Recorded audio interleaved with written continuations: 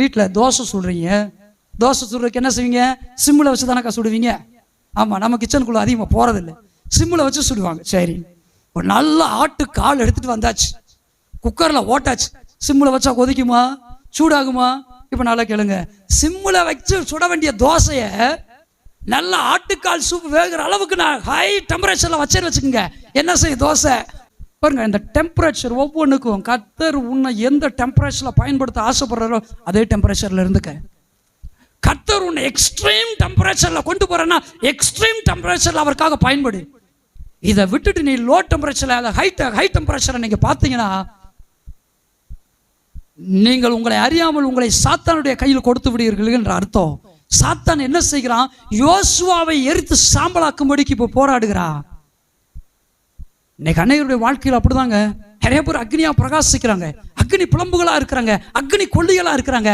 ஆனா மிஸ்கைட் பண்றதுக்கு வருகிற அந்த அசுத்தாவிக்கு இடம் கொடுக்கறதுனால தான் அவன் பிரசங்கம் டேன் ஆகுது, அப்படி ஆத்துமாதை பண்ணி திரும்புது. அப்படியே சபை ஊழியம், சுவிசேஷ ஊழியம், குடும்ப ஊழியம், சமுதாய ஊழியம் திரும்பி என்ன செய்து சாத்தானுடைய கையில் கொடுக்கப்பட்டிருக்கு. இதைத்தான் அதை செய்தான்.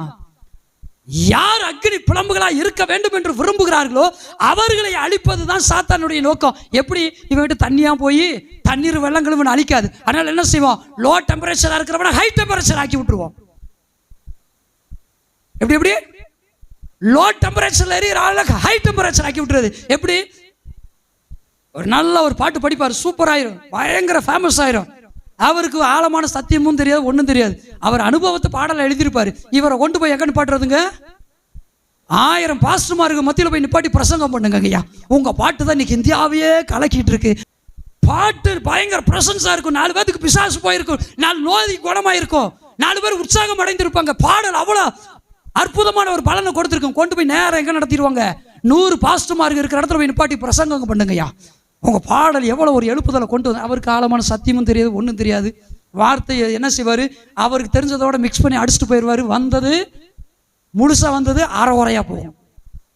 ஹை டெம்பரேச்சரில் இருக்கிற ஒரு மனுஷனை ஆண்டவர் அப்படி தான் பயன்படுத்தணும்னு அப்படி தான் போயிடணும். அவன் லோ டென்ஷனாக மாறினானா அவன் ஊழியத்தில் என்ன செய்யும்? பலன் உண்டாகுது. சும்மா கம்மியான அல்லது சின்ன ஒரு அக்னி புலம்பாக்கிறன்னா அவன் அப்படி தான் இருந்துக்கணும். அதிக ஆசைப்பட்டானா ஹை டெம்பரேச்சரில் கறி ஒன்றுமெல்லாம் போயிடுவான்.